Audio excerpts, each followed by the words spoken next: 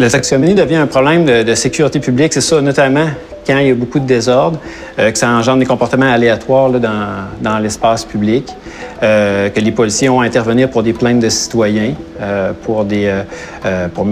puis pour aussi de rétablir un certain climat de paix. Ça fait partie de leur mandat. Pour une arrestation ou un ticket, c'est 15 à 20 avertissements à peu près qui sont donnés de moyenne. Puis ça, c'est comptabilisé là, par mon expérience puis par ce qu'on se dit entre nous autres, les patrouilleurs. Donc, c'est pas tout le temps de la répression qu'on fait, mais il y a quand même de la prévention. Mais je pense que c'est surtout au niveau sécuritaire puis dans le secteur où ça se passe. L'endroit aussi de consommer, de s'injecter, de fumer sa pipe a un impact aussi immédiat sur les plaintes qu'on va répondre. Je veux dire, si t'es caché en arrière d'un commerce puis qu'il n'y a rien, puis l'impact est peut-être moins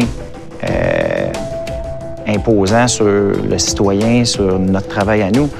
Mais j'en ai vu plusieurs fois sur Sainte-Catherine, au métro Berry, dans l'édicule, en train de poffer ou en train de s'injecter. Là, tu dis, oh, OK, time out. Je pense que ça va avec la situation, l'interpellation première de l'individu, savoir est-ce qu'il y a un risque pour moi ou pour les autres avec l'utilisation de la seringue. Moi, ça fait 4 ans et demi à peu près que je travaille de rue au centre-ville. Les gens me rapportent quotidiennement des histoires de bris et de saisie de matériel.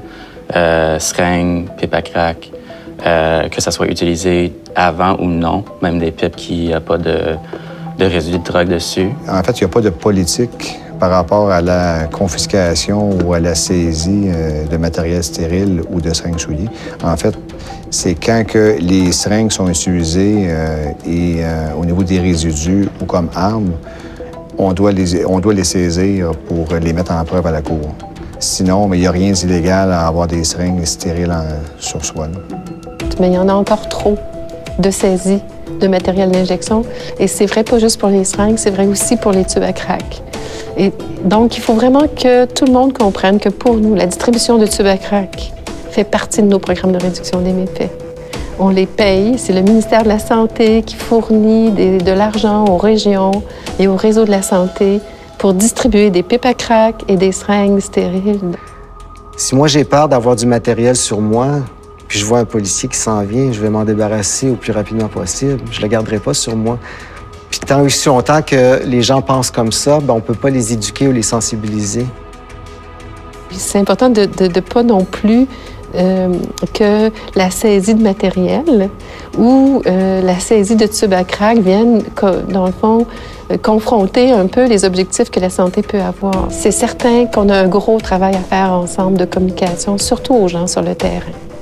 Parce que même si on s'entend entre nous, au niveau des directions, au niveau des gens qui travaillent ensemble en collaboration sur le terrain, que ce soit au niveau des intervenants communautaires, que ce soit au niveau des patrouilleurs, le message ne passe pas nécessairement.